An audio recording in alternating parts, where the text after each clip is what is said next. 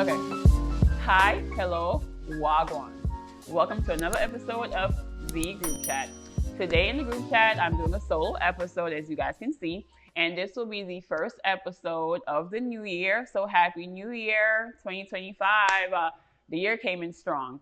I had a plan for my first episode for the new year, and it was to talk about peer pressure, but not in the sense of like, when we were in high school, but peer pressure as an adult and how to like show up as an adult. However, something happened that made me pivot. And now this episode I'm going to bring to you guys is a bit about my trip to Tulum. So Tulum 2025, I went on a girls trip. And y'all, I'm just going to cut straight into it. I missed my flight. Okay. Now, before I get into it, on this podcast, we pour up tea that is good for your consumption. Okay. We don't just spill tea. So I'm getting ready to share with you guys all the details about my trip to Tulum and me missing my flight and the conversation that I had with God that led me to pivot and do this episode instead of the one that I initially planned for. So this is also something new that you guys will be seeing on my channel where we will be sipping some tea. So if you do want to join me in the podcast for a cup of tea, DM me, okay? So what we have, I'm drinking some elderberry and some ashwagandha root. That's all that I have in here today. Sometimes I add a few other things, but kept it simple since it's just me. And let's see what it's hitting for real quick. I already have my sugar in the cup. I use cane sugar. Let's see what it tastes like. Hopefully it's not too hot. Yeah. That elderberry, ooh, perfect. Yeah. Oh, wait a minute. Okay, that was really good. So to tell you guys about my trip to Tulum and how I missed my flight. Now, there's a few points that I'm going to talk about before I get into the nitty-gritty of the trip. Before going on the trip, I was, I guess you could say worried. No, not guess. I was worried, okay? I was worried about like the money that I was spending and all the other responsibilities I have at home and a few other things. And the first little trigger for me was work. I had PTO to schedule like my time off, and they did not approve one of my days. And it wasn't something big, but it was like I did all the things that I was supposed to do to, get this time off. And it wasn't approved after they approved my Sunday, but not my Friday for the same week because of, their rules or whatever. That part, it doesn't matter so much. But it did trigger me because I'm just like, everything is supposed to be going smooth. And I think my brain just wanted a reason to, be worried. All right. I got over that, whatever. The week is coming up now to the trip. And the two days before, I was, again, still just like really, really worried for no real reason. Right. And I'm saying that because like my mind is creating all of these things that I should be worried about when God has been proven in my life time and time again that his grace is sufficient and he takes care of all of my needs, right? There may have been moments where I may feel like I'm lacking in this or that, but things have always been taken care of course, to some extent. So here I am worried going into the trip. The night before, I was packing. I was like, okay, you know what? I'm going to vlog this. I'm going to try the vlogging thing out for a little bit. So I recorded some videos of me packing. I did a little transition, or at least I think it's going to be a transition. And I might, drop some clips in this episode. I'm not sure yet. We'll see how, the episode flows. And so I'm getting excited for the trip. But in the back of my mind, I still had those worries and those fears and those doubts, centered around some other things. Got my first flight. I had a connected flight. Caught my first flight out of Atlanta, made it into Miami. I had an hour to catch my flight, the next flight. I don't know if y'all ever been in Miami airport, but it is easy to navigate, but it's not easy to navigate, if that makes sense, because the doors are just like so much further away than the ones here in Atlanta. So I'm thinking I'll be able to make it. When I get off my flight, I realized I left my cash at home in the drawer. So now I'm like, okay, that's a problem and I need to fix it because I want to do so before I get to Tulum. So now I'm in Miami airport trying to find the ATM and could not find the ATM for the life of me. So now I'm back and forth between gates trying to find the ATM. By the time I finally find the ATM, it's too late for me to catch my flight. Run to this flight only for the gate to be closed. And I've never had to run for a flight before in my life. So that was another, triggering thing for me. Like, bro, I literally just ran. Like, I ran a couple gates to get to this flight. And now I'm at the gate. I start bawling. I'm not sad. I'm not a little upset. I start bawling, like tears coming out my eyes. I start sweating. I was already layered up because it's cold here in Atlanta. So I'm layered up to travel light for this flight. I start taking all my layers off. I'm crying. I'm sweating. I'm just like, I just missed how did I do that? How does that even happen? While I'm crying, I'm literally talking to God like, why me? Why did this happen? Like, how did I let that happen? I have caught several flights before. I know how to navigate an airport. I know to make sure that I have enough time to get there. Like, why did this happen to me? You know? So go through all of that, get to customer service. She lets me know that they only have one flight out to Tulum per day. So my next flight is literally 24 hours from the time I'm sitting here. So of course that does not make things any easier for me. I'm just like, what am I going to do? I can't spend 24 hours in Miami airport. Like, I'm going to need a shower. This is not ideal. Like, this can't be the start of the girls trip to Tulum. It's a girls trip. Like, it's supposed to be lit from start to finish.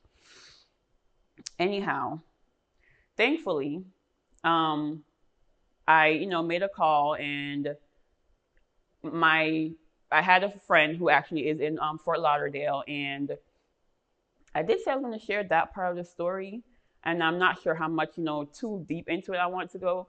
But so long story short, someone was able to come and pick me up, take me home.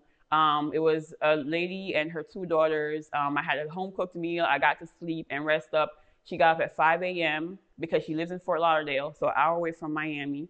Woke up at 5 a.m. the next morning and took me back to the airport, and I was able to catch my flight. And I did make it to Tulum, guys. That's right.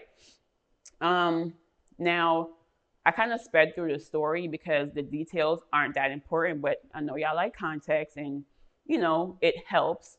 So why I pivot into telling this story is the conversation that I had with God the time that I was there inside of the airport waiting to be picked up.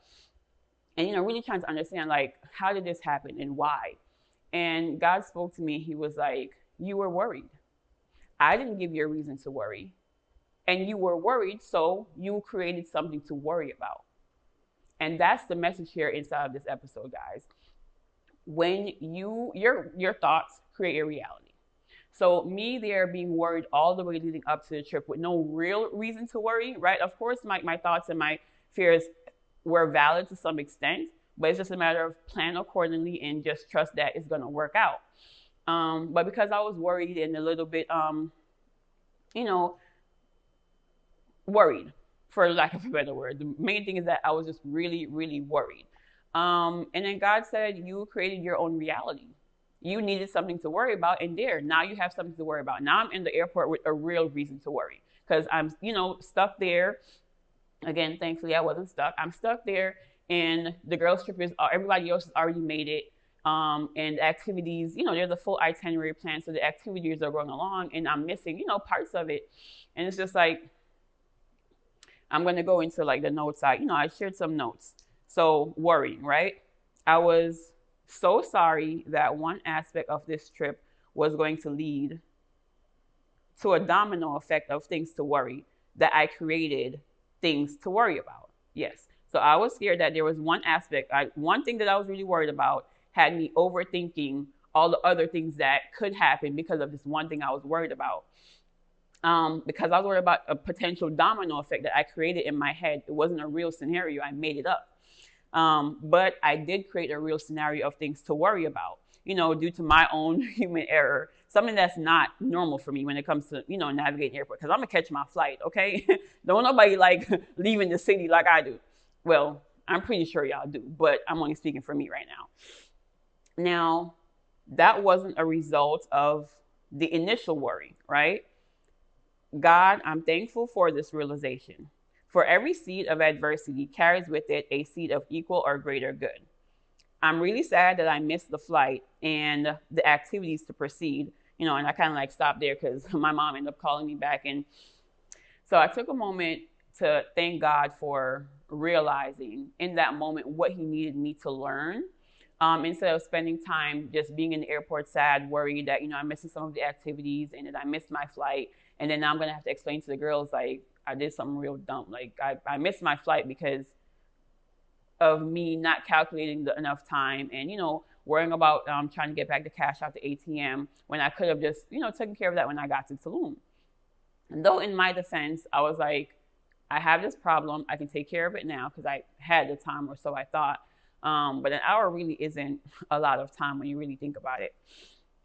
Anyways, some of the main points is that God will give you the bad that you're expecting, right? So I'm here feeling like there's going to be a reason to worry, and then you get that. Now, in the midst of all of that, he still protected me, right? I missed my flight, but I still end up getting in contact with someone who was willing to drive an hour away to, pick me up. So, shout out to you ladies for, being willing to pick me up. And these are people that I never met before that day. So I end up having like a mini vacation before my vacation. So it's just like, yes, I did create a reason to worry, but God's sufficient grace still had me covered in the midst of that. And that's what he needed me to learn in that moment. So that way, going forward, I am very intentional about my thoughts because I am creating my own reality through my thoughts. And I have so many things in storage for myself, for my son, for life, for this podcast. And it's just like, it's time for me to start trusting the process and trusting that it's going to do what it needs to do, and trust that it's supposed to reach who it's supposed to reach, and trust that God got my back, even when I mess up, right? There's a saying that I feel like it's kind of like a cliche now, where it's like, you cannot mess up God's plan for your life. So, in the midst of like your worrying, or in the midst of you making your mistakes, God grace is still sufficient, and I won't be able to stress that part enough. Like, he will still cover you. So, trusting him and leaning into him. A few days before, the trip, when I had that breakdown a little bit about the work stuff, and I wasn't going to call, I called my mom, who kind of like gave me the space to vent and release it and let it go, and I was fine. Now, before I called my mom, I was just like gonna self-soothe and just cry and take care of the emotions myself. And eventually I would have also been okay. But I've done that so much in my life. In that moment, I was just like, no, I'm tired of being strong for myself all the time. Sometimes I do just need to, I know I'm kind of like pivoting from the initial narrative of this, the podcast episode here, but I was really tired of always just being strong and pushing through my emotions and not allowing myself to be soft and to cry and to, lean on a shoulder. And I remember that being, in the midst of my crying, like sometimes I realized for me, I'm a physical touch person, right? And I can express that in certain spaces. But when I'm crying, I like to cry alone. I'm not sure who I'm speaking to here, but I like to cry alone because it's easier. Like, and I don't have to be vulnerable, and no one can be like, yeah, I seen you cry, or use that against me. I thought it was me protecting myself. All those years I've, intentionally just, cry by myself and don't call anyone or let them know like, hey, I need emotional support in this moment. So shifting from that old version of myself to a now redefined version of me, I realized that all I need most of the time is a hug. When I'm crying, I just really need a hug. I know it's going to be okay. I know how to get through the things, but sometimes I really just need a hug. And that's where now, anytime I'm crying, thankfully, shout out to my mom. I appreciate her so much. So I'm grateful that I do have my mom to be able to call. And, she's states away, but the phone call is close enough to a hug because she's going to be there. She's going to be like, it's okay, giving me the words. Sometimes it's not always the words that I want to hear, but it's still words from someone who I know is not going to use my vulnerability against me, who I know cares and wants me to be okay in this moment. And that works for, what it works for. So me being in the airport, crying, being emotional, realizing that I missed the flight, I'm going to miss out on activities, and my worry created something to worry about. God was just like, you needed a hug, I got you. And I ended up again, meeting some group of ladies that it was my first time meeting them, and it was the hug that I needed that moment in the airport. So also shout out to you ladies again. Auntie Raquel, I can shout out Auntie. I was trying to avoid name dropping and stuff like that, but shout out to you, Auntie Raquel, for coming and picking me up from the airport. And I needed that in that moment to know that, one, it's okay to lean on other people. And two, one, it's okay to lean on other people. And two, it's okay to lean on other people.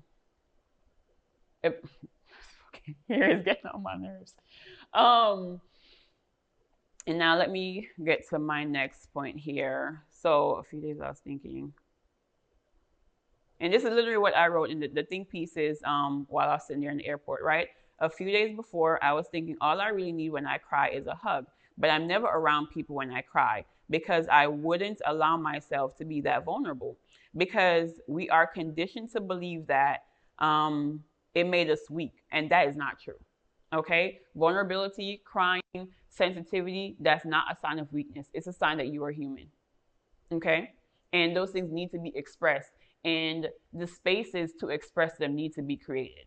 And that's one of the premise of, the group chat here, is to create that space of sharing our authentic selves, sharing our stories, and then realizing how much we all connect more than we are all different.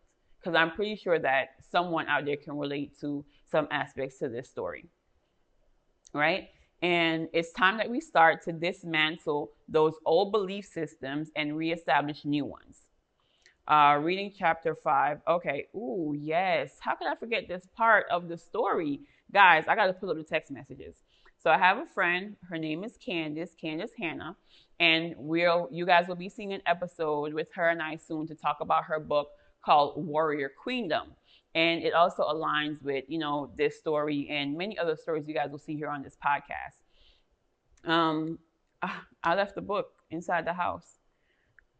And I'm supposed to be reading chapter 5 of Candace's book around pages 43 and 44 to talk about how God spoke to me through her. So yeah, I left the book, guys. So bear with me one moment. I'm going to go grab the book, and because it was very important, the fact that I notated here. So I'll be right back. I'm going to grab the book so we can get into this second part of this episode so y'all can get the full context. And I'm going to take me a little sip on that note. All right, guys, so I am back with my copy of Warrior Queendom, a phenomenal story. I got to get through most of it on my trip.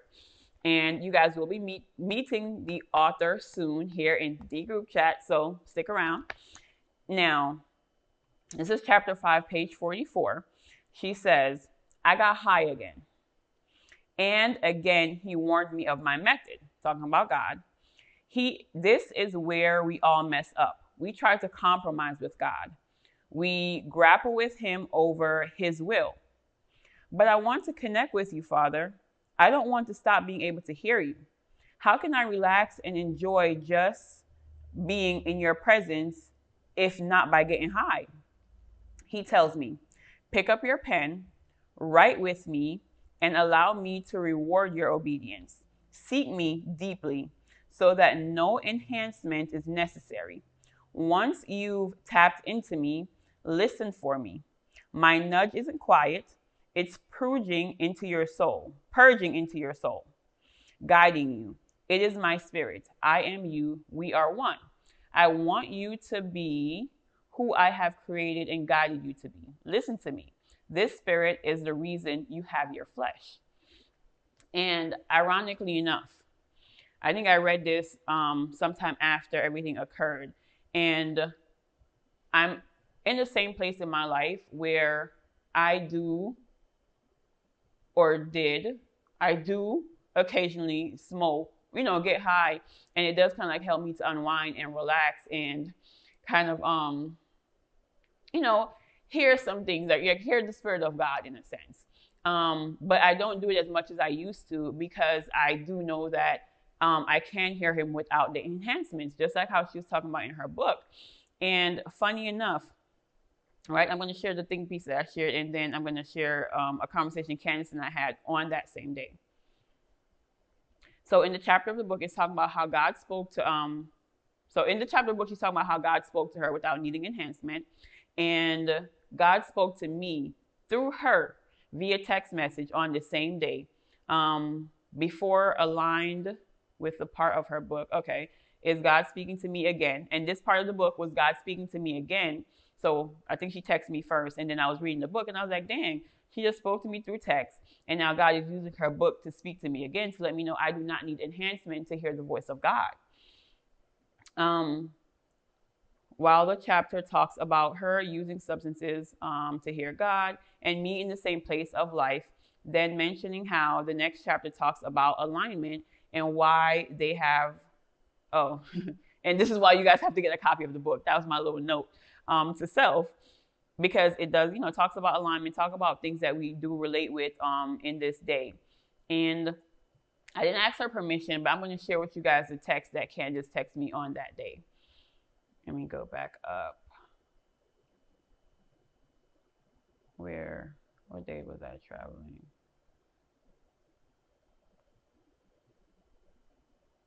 Okay, I was telling her I'm on my way to Tulum. I didn't tell her that I missed my flight and that I was emotional in the moment of this text. So she doesn't even know that I'm in need of what she's getting ready to say.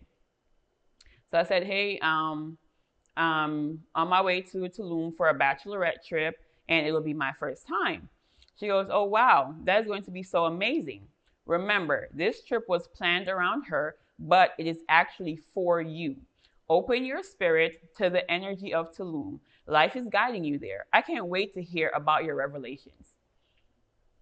She did not know I literally just finished talking with God and had a revelation in the midst of traveling to Tulum. But yet, so God spoke to her and getting excited about the revelation that she didn't know I already had. How did she know I was going to have a revelation? And I was just like, I responded with like, the first revelation was a big one this morning. I am looking forward to all else this weekend is going to do for me. God literally sent you to confirm and say exactly what you just said. Thank you. She goes, my heart is smiling. And I'm like, mine too. Okay. Obviously, I didn't say it like that, but yeah, that's how it unfolds.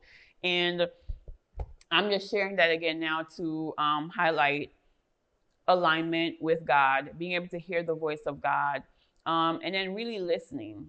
So this being my first episode, I sometimes can be in my head and overthink things. So it's like I don't know how I feel about this episode, but I'm already committed to listening to God and me pivoting to share this story and looking forward to getting better at sharing my think pieces and my stories and the things God wants me to share with you guys so that it can help you in your life's journey and seeking to hear the voice of God, wanting to be alignment with your life in the way of like attracting all of the things that God has in store for you, or that's your heart's desire.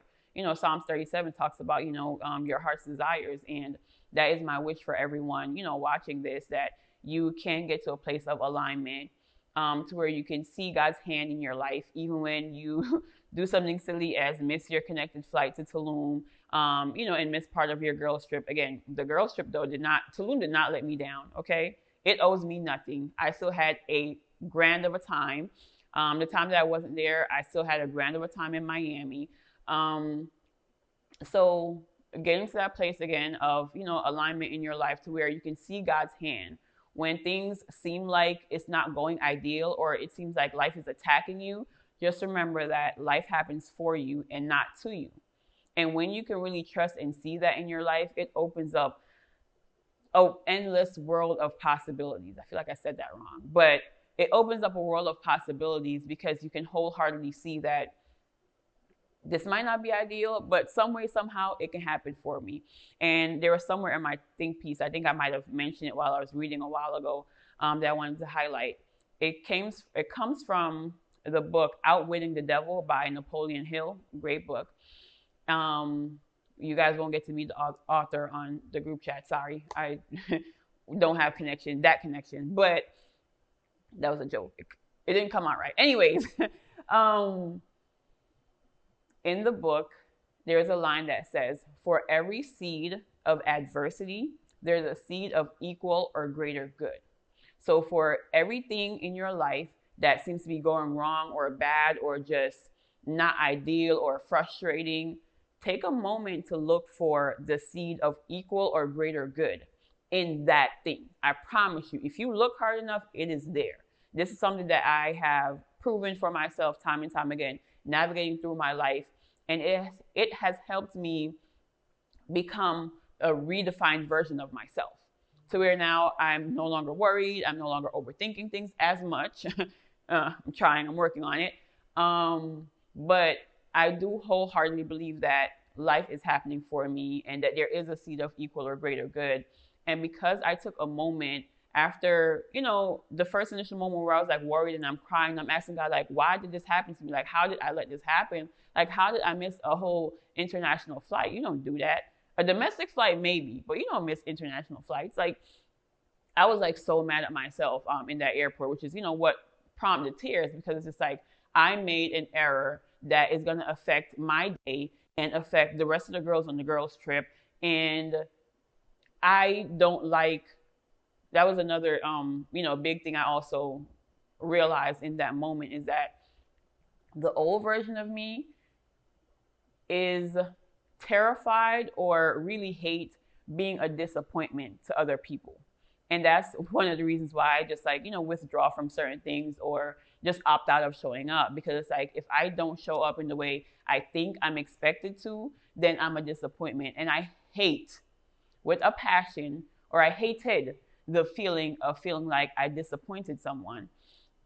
So that was another thing that I had to realize in that moment. Like, I need to let go of that hatred of feeling like I'm going to disappoint someone, because it leads me to disappoint people, or at least I think I'm disappointing them. Oftentimes, they're really not disappointed. Oftentimes, the people that are in my circle, they understand that things happen.